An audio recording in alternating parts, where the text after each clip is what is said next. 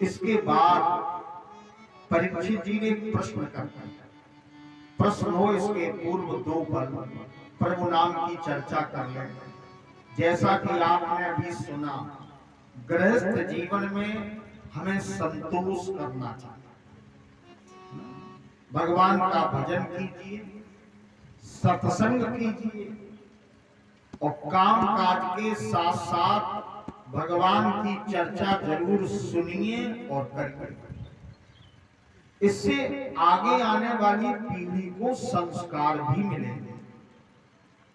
और भारत में संस्कार अगर संतानों में नहीं है तो आपने जितना भी धन एकत्र किया है वो सारा का सारा परिवार नष्ट कर देगा। अगर संस्कार नहीं है तो संपत्ति आप दे न दे, लेकिन संस्कार अपनी संतानों को जरूर दीजिए। आज जहां तक हम अनुभव करते हैं, हम अपने पुत्रों को अंग्रेजी तो पढ़ाना चाहते हैं, लेकिन हमारे जो प्राचीन संस्कार हैं उनका ज्ञान हम अपनी संतानों को नहीं कराते। परिणाम क्या है? मानवता विखंडित हो रही है, परिवार टूट रहे हैं और जिन बच्चों को अनुशासित रहना चाहिए वो बच्चे पिता के सामने ही मदिरा पी रहे हैं। प्रेम से बोलो राधे। हमें कोई संकोच कहने में नहीं कि जितने उच्च वर्ण के लोग हैं वो आजकल ज्यादा ठेके पे दिखाई पड़ते हैं। ये विडंबना है। समाज के अन्य वर्ण आपका अनुकरण करते हैं तो आपको किस प्रकार जीवन व्यतीत करना चाहिए इसकी चिंता आपको स्वयं करनी है। हम अपनी संतानों को धन भले ही न दे पाए, लेकिन अपने पुराने संस्कार, प्राचीन सभ्यता, जिससे कि उनका उत्कर्ष हो, मानवीय मूल्यों की रक्षा हो, सनातन धर्म और हिंदुत्व हमारा कायम रहे, इस प्रकार का ज्ञान परिवार में नित्य ही देना चाहिए। अब बताओ कितने लोग यहाँ हैं जो घर में बैठ करके सत्संग करते हैं? करता है कोई नहीं करता। थोड़ा समय बचा तो टीवी पे स्टोरी और आती है तो माताएं हमारी कहेंगी भोजन चाहे पहले कर लो चाहे बाद में, लेकिन सीरियल अगर आ गया तो भोजन नहीं मिलेगा। अब जरा कल्पना करें, क्या हमारी संस्कृति यही है? ये राम कृष्ण का देश है।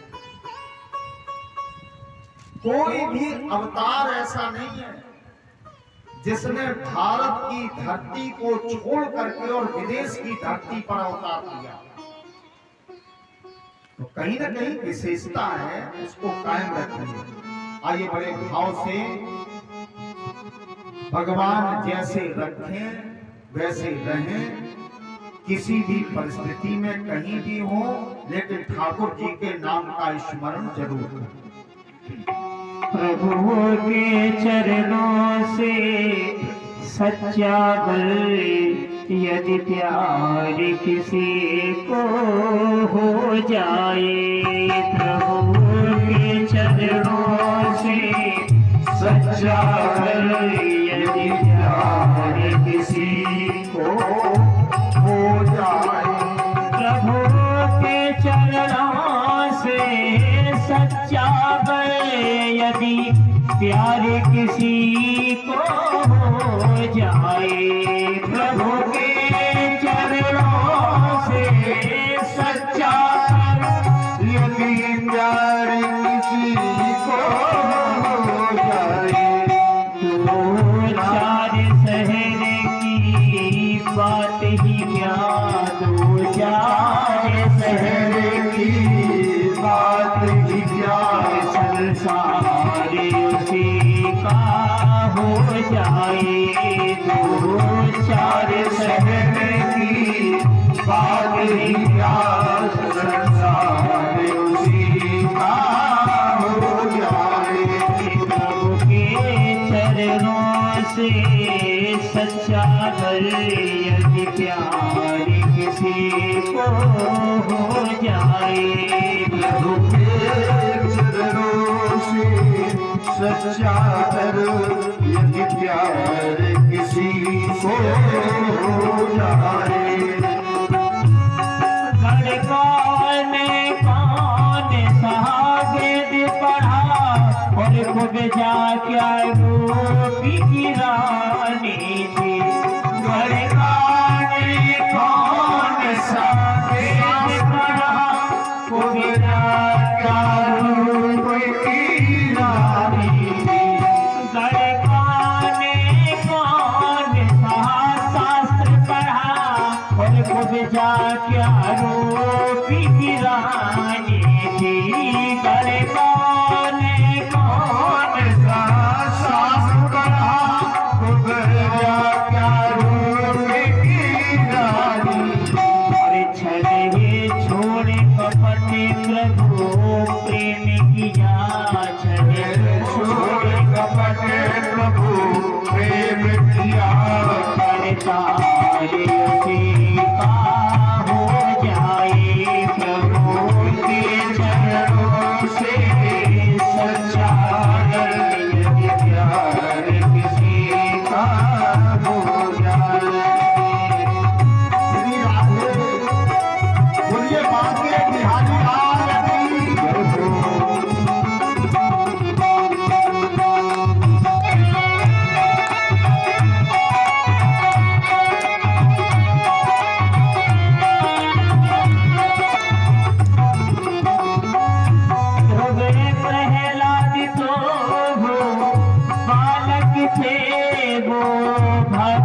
भागेना क्या जाने।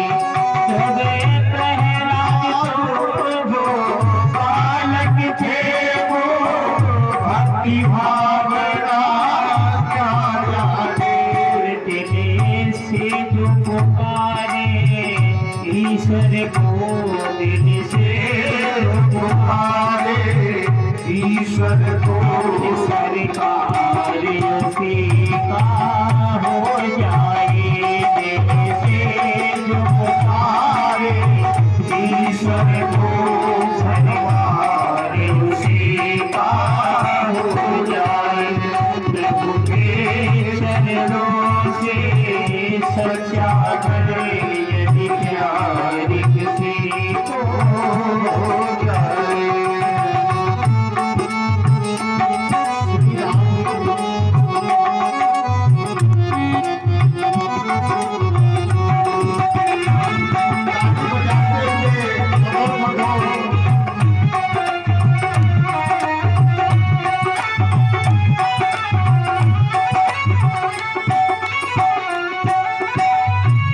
रावण ने राम से बैर किया तो अभी भी जलाया जाता है।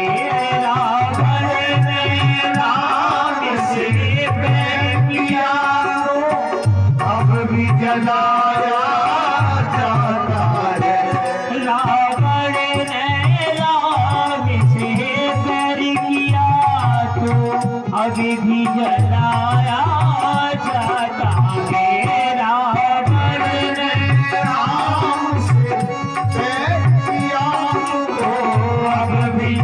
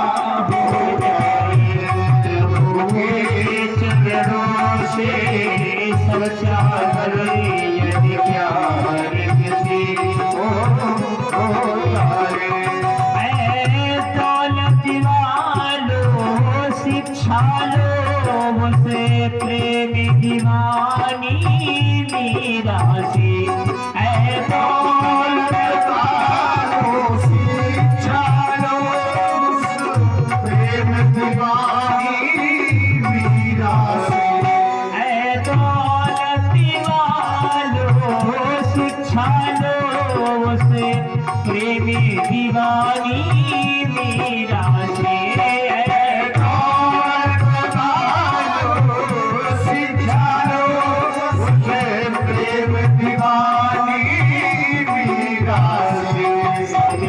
छोड़ के श्याम के शरण गई, सब छोड़ के श्याम के शरण गई, भग श्याम युति का हो जाए, सब छोड़ के श्याम के शरण गई, भग श्याम युति का हो जाए। प्रभु के चरणों में सच्चा यदि प्यारे किसी को हो जाए, प्रभु के चरणों से सच्चा यदि प्यार किसी से हो जाए, तो चार सहेरे दो प्यारे सहेरे दो चार सहेरे की बात ही क्या संसार यदि का हो जाए, दो चार सहेरे की बात क्या संसार यदि का हो जाए। चरणों में सच्चा करे यदि प्यार किसी को हो जाए, प्रभु के चरणों से सच्चा करे यदि प्यार किसी को हो जाए। प्रभु के चरणों से सच्चा करे यदि प्यार किसी को हो जाए, यदि प्यार किसी को हो जाए, यदि प्यार किसी को हो जाए। प्रेम से बोलिए सच्चिदानंद भगवान की जय। गीता में भगवान कहते हैं ये जीव मेरी ओर थोड़ा चले तो मैं स्वयं इसको अपना बना लूं। भगवती गंगा के पावन पुलिन पर उत्तराभिमुख परीक्षित जी महाराज से श्री सुखदेव जी महाराज ने राजन आकृति का विवाह रुचि प्रजापति के साथ में महाराज मनु ने संपन्न किया।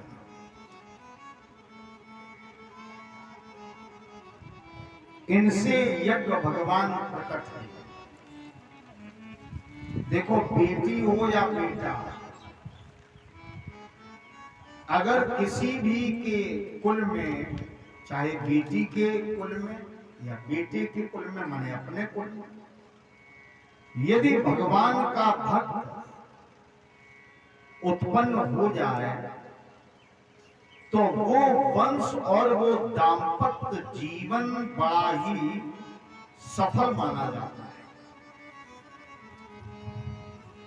हम बेटी का जहां विवाह करें तो उस कुल में भगवान का अवतार हो जाए या फिर भक्त ही अवतार हो, या बेटे के वंश में,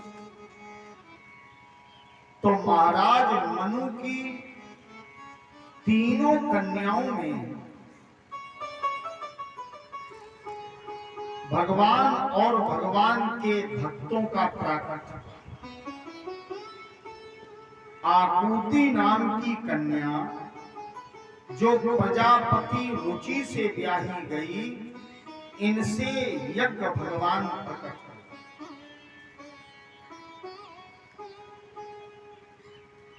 और जो प्रसूति नाम की कन्या प्रजापति दक्ष के साथ में ब्याही गई, इनके वंश में भगवती सती उत्पन्न हुई, जिनका विवाह महादेव शंकर के साथ में संपन्न। मध्य की कन्या देवहूति का विवाह महात्मा कर्दम ऋषि के साथ में संपन्न। परीक्षित जी प्रश्न करते हैं कि कर्दम ऋषि तो बिंदु सरोवर पर तपस्या में लीन थे, फिर उन्होंने विवाह क्यों किया? संन्यास्त जीवन था लेकिन गृहस्थ क्यों बने?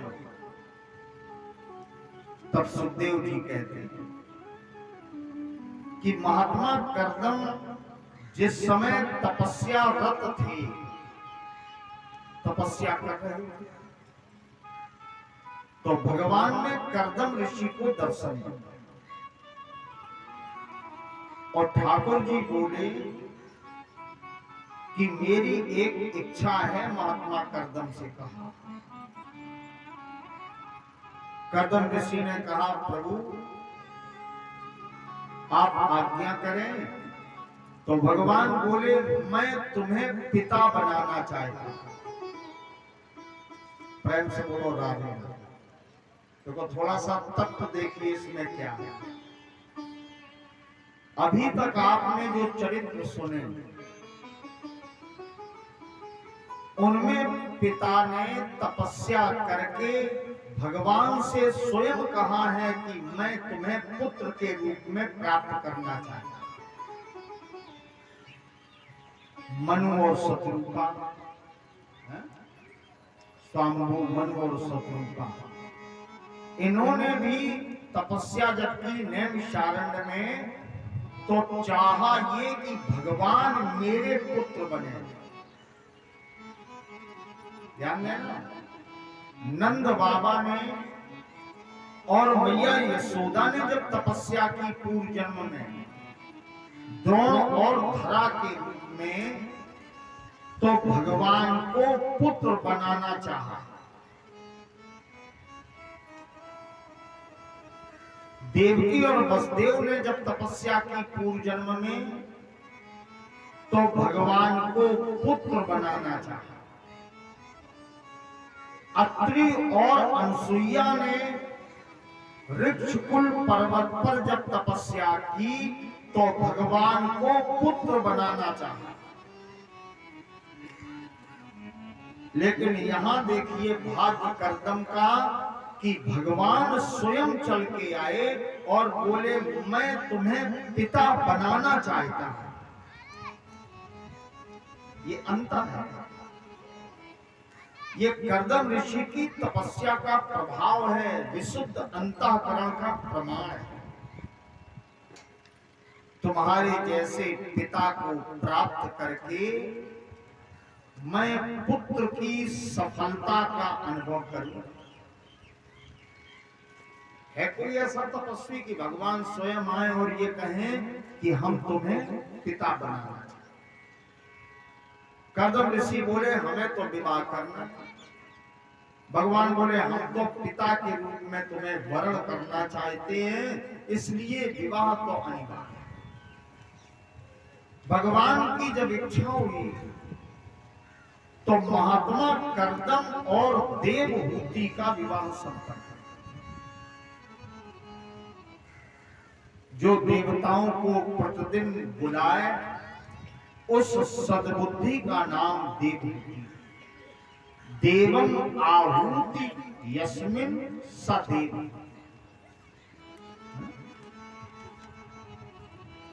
देवहूति का विवाह कर्दम के साथ में संपन्न। और जैसे ही विवाह हुआ तो महात्मा कर्दम समाधि लगा गए और देवहूति अपने पति की सेवा करती रही। अब ध्यान दें, विवाह संपन्न हुआ और महाराज मनु और शत्रुपा त्रिताप नाशक महल की ओर वापस लौटे कि दामाद कर्दम ने समाधि लगा ली। लेकिन पत्नी देवहूति तपस्या करते हुए अपने पति की सेवा में लगी। आजकल की देवहूति होती तो थाने पहुंच जाती। इतना खर्च किया सेवा, हजारों वर्ष बीती। महात्मा करदम की समाधि जब खुली तो देखा कि पत्नी सेवा में लगी है तो दया आ गई। देखिए, जब तक दया उत्पन्न नहीं होगी पुरुष के हृदय में, तब तक वो कृपा करुणा करेगा कैसे। दया उत्पन्न हुई और कहा, देवी तुम अब भी सेवा में लगे। देवहूति कहती है कि यही तो मेरा धर्म है। करदम ऋषि बड़े प्रसन्न हुए और बोले, देवी संतान चाहिए तो स्वीकारोक्ति की देवहूति ने। और दाम्पत्य जीवन का सुखद क्षण वो होता है जब दंपति मिल करके पुत्र के स्नेह के बंधन में बंधते हैं और पुत्र को खिलाते हैं। महाराज दशरथ तो इसके लिए बड़े बेचैन हो गए थे। भाई बिलान मोरे सुत, बालक के रोने की आवाज ना हो घर में, और गृहस्थ जीवन और किलकारी न गूंजे, और घुटनों के बल बालक जिस आंगन में न चले वो घर पवित्र ही नहीं माना जाता। संतान चाहिए। बोले तपस्या करो, तो देवहूति ने 12 वर्ष तक किया। भगवान प्रकट हुए, वरदान मांगे। देवहूति कहती है कि प्रभु 9 कन्याएं हमें पहले चाहिए। अच्छा, करदम से जब भगवान की चर्चा हुई तो भगवान बोले, हम तुम्हें पिता बनाना चाहते हैं और हम पुत्र बनना चाहते हैं। तो करदम ऋषि ने कहा कि जब प्रभु तुम पुत्र बनकर आओगे तो एक संतान के बाद में हम पुनः संन्यास ले लेंगे। आप पुत्र बनेंगे और इसके बाद हम संन्यास धर्म की ओर चले जाएंगे। भगवान ने ये वचन दिया था। लेकिन पत्नी देवहूति 9 कन्याएं मांग बैठी पहले, और भगवान ने दोनों की इच्छा की पूर्ति की। भाई इसी बात के तो भगवान है, कर्तुम अकर्तुम समर्था स ईश्वरा। जो करने योग्य है उसको भी करे और जो न करने योग्य है उसको भी एक पल में कर दे, वही तो परमात्मा है। भगवान ने 9 कन्याएं पहले, भागवत में विस्तार से कथा है। और अगर एक अध्याय की कथा एक दिन सुनाई जाए तो 335 अध्याय हैं। अब आप अनुभव करो कि भागवत में कितने दिन लग सकते हैं। 335 अध्याय हैं और एक अध्याय की कथा यदि एक दिन हो तो 335 दिन भागवत हो सकते हैं एक जगह। सुखदेव स्वामी कहते हैं, विस्तार है। एक दिन ये स्वप्न देख रही है कि मैं स्नान कर रही हूं, 10 सखियां हैं, फिर सखियों की सेविकाएं हैं। स्वप्न देखा है। माताएं भी अनुभव करती हैं कि ये स्वप्न तुमने देखा है तो पुत्र जरूर मिलेगा। एक योग से कर्दम ऋषि ने विमान की रचना की। किससे विमान बनाया? योग से। और इस योग निर्मित विमान में भोग की संपूर्ण सामग्रियां उपस्थित थी।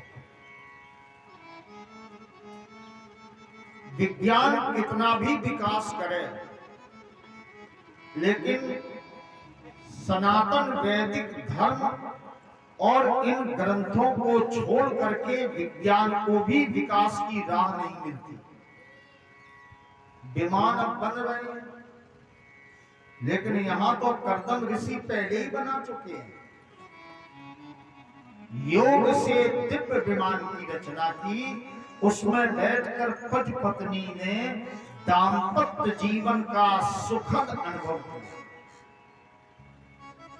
कालांतर में 9 कन्याएं उत्पन्न हुई। ब्रह्मा जी के 10 मानस पुत्र और कर्दम ऋषि की 9 कन्याएं। नारद जी को अलग कर दो तो अब कितने बचे पुत्र ब्रह्मा जी के? 9। 10 मानस पुत्र पैदा हुए। ब्रह्मा जी को अलग कर, क्षमा करें, नारद जी को अलग कर दीजिए, कितने बचे? 9। तो ब्रह्मा के 9 बेटों के साथ कर्दम ऋषि ने अपनी 9 कन्याओं का विवाह संपन्न कर दिया। इसके बाद परीक्षित जी कपिल भगवान प्रकट हुए। भगवान कपिल अवतार लेकर के सांख्य शास्त्र के प्रणेता बन करके कर्दम और देवहूति के यहां उत्पन्न हुए। प्रेम से बोलिए कपिल भगवान की जय। अपने पिता को सन्यास धर्म की सुंदर शिक्षा, तो पिताजी तो सन्यासी हो गए, कलावती पिताजी तो सन्यासी हो गए, लेकिन माता का स्नेह, माता का प्रेम, माता का बंधन संसार से छूट नहीं रहा। देखो ये विडंबना है। पुरुष की अवस्था जब आगे बढ़ती है, क्या परीक्षित जी अनुभव किया होगा, जब घर में बहू आ जाए और नाती मिल जाए तो पुरुष की चारपाई बाहर की ओर बढ़ती है और पत्नी जो होती है वो भीतर की ओर खसकती है। और धोखेओं में अगर मनुष्य पहुंच जाए बिना खांसे तो अपनी ही पत्नी फटकार लगाती है, का ये सऊर नहीं है, बहू है घर में, खास किया। फिर भी हम संसार के रिश्तों को समझ नहीं पाते, ये विडंबना। और अधिकार भी बढ़ जाता है।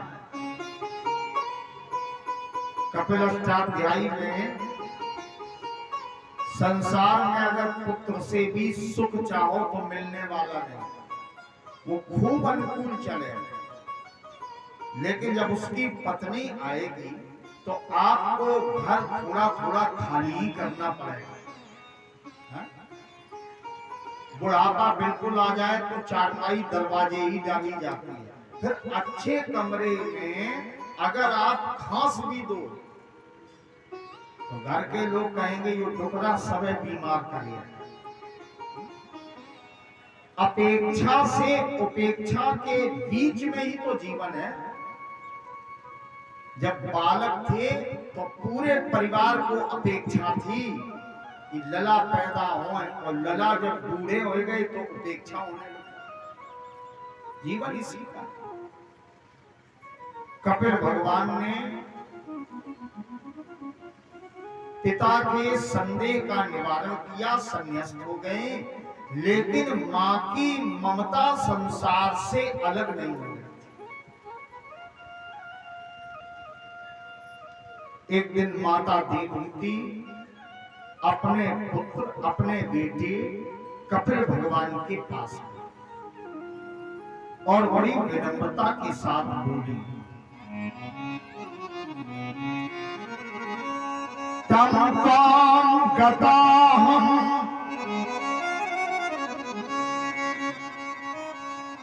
शरणं शरण्यम। हमने सुना है कि तुम शरणागत वत्सल हो,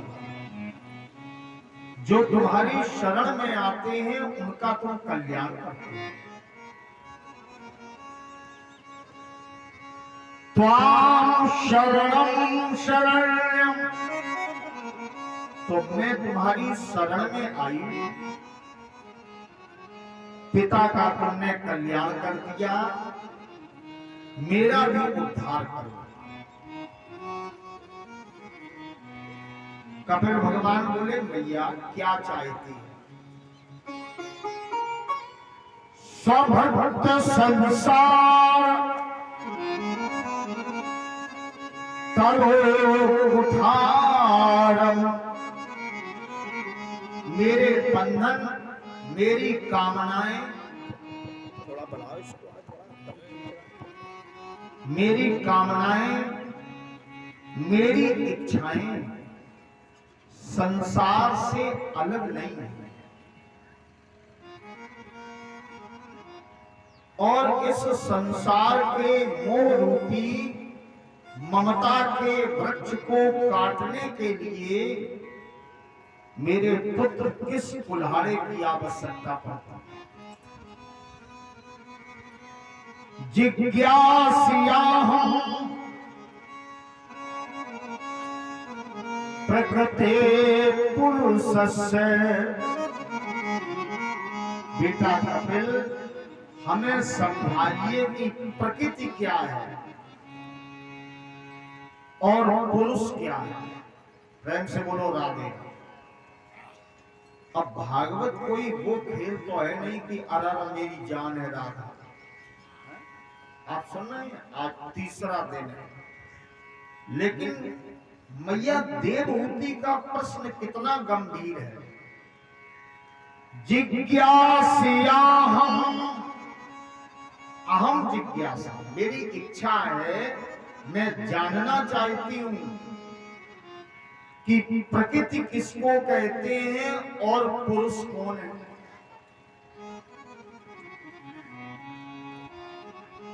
नमामि सद्धर्म पिता प्रतिष्ठम,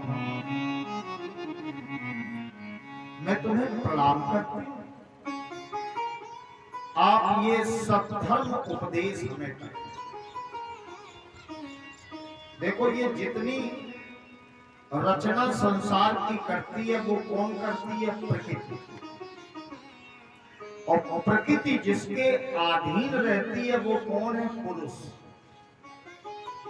दो वाक्यों में समझ लें, संसार की रचना करने वाली है प्रकृति, पालन करने वाली है प्रकृति, और हमारे आपके जीवन के लिए अग्नि, वायु, जल, छाया, अन्न, ये सब कौन देती है? प्रकृति। और ये प्रकृति जिसके नियंत्रण में है, हमारे आपके नियंत्रण में नहीं है प्रकृति, ये है नियंत्रण में। आंधी आए तो खड़े होकर रोक नहीं सकते हो, पानी बरसने लगे तो रोक नहीं सकते। जिस समय समुद्र अपनी मर्यादा तोड़ करके प्रलय में उफरने लगते हैं, उस समय कोई रोक नहीं पाता। बड़े बड़े ज्ञानी सिद्ध पुरुष भी नहीं रोक पाते। तो ये प्रकृति है, और ये प्रकृति जिसके अधीन है मैया, उसको कहते हैं पुरुष। वही एक पुरुष है। हम आप पुरुष नहीं है, हम आप हैं भूत। भूत कौन है? भूत। एको देवः सर्वभूतेषु गूढ़ः। भूत माने प्राणी, और पुरुष माने परमात्मा। वंदे महापुरुष ते चरणारविंदम, वही केवल पुरुष। योग का कबीर भगवान ने बताया मैया, प्रकृति और पुरुष को जानने के लिए तुम्हें योग करना पड़ेगा। आध्यात्मिक मार्ग है ये, और इस पर जो चलता है, प्रकृति से जो जुड़ता है, वही पुरुष से जुड़ पाता है। बात समझ रहे हो? जो प्रकृति की रक्षा करता है, प्रकृति से प्रेम करता है, प्रकृति का आदर करता है, वही परम पुरुष को प्राप्त कर पाता है। विस्तार से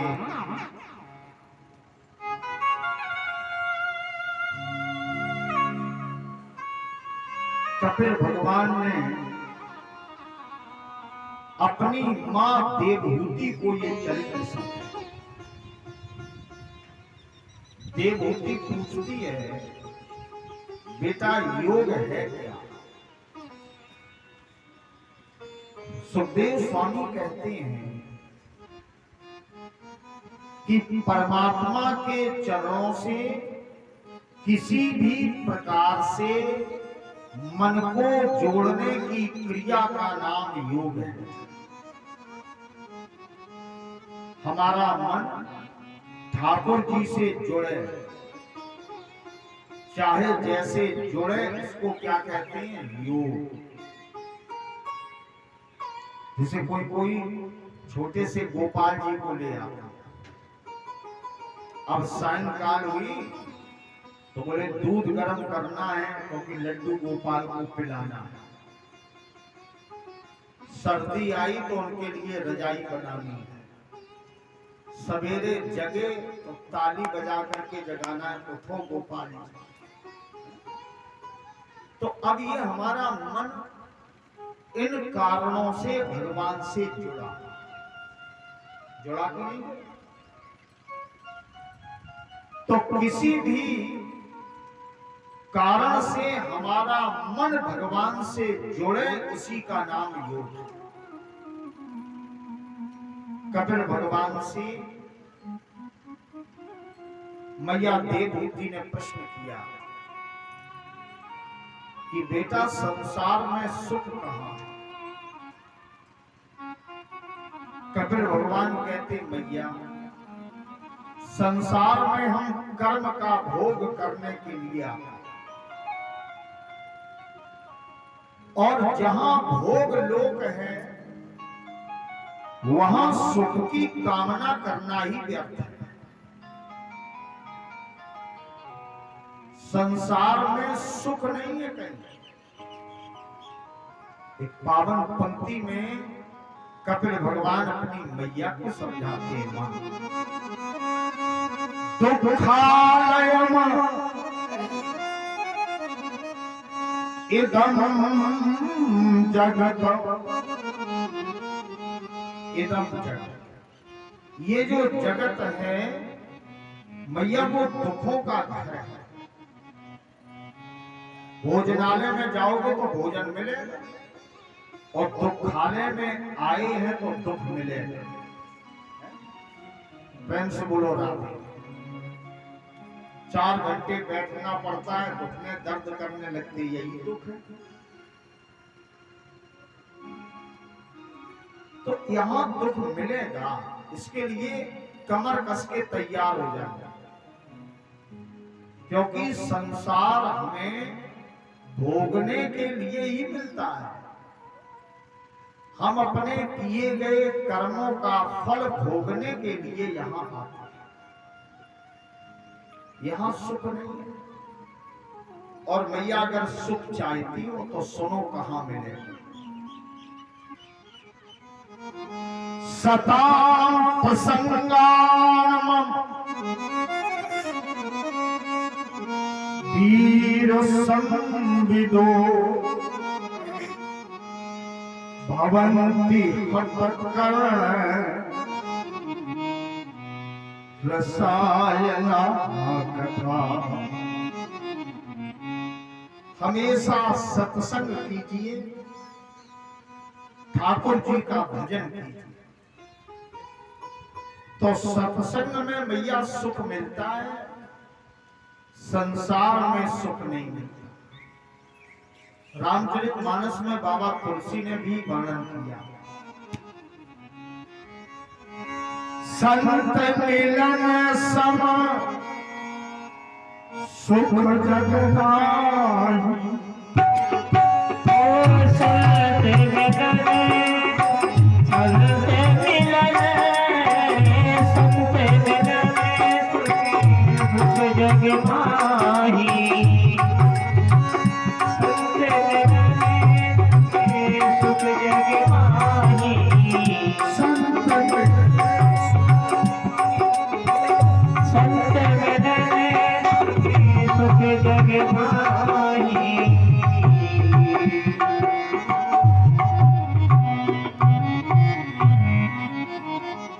संत के मिलन के बराबर संसार में कोई सुख नहीं।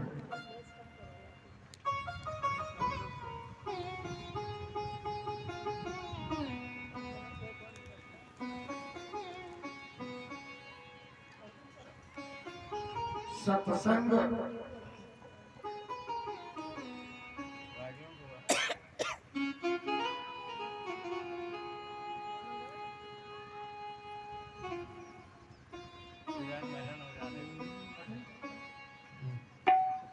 श्री राम, श्री राम।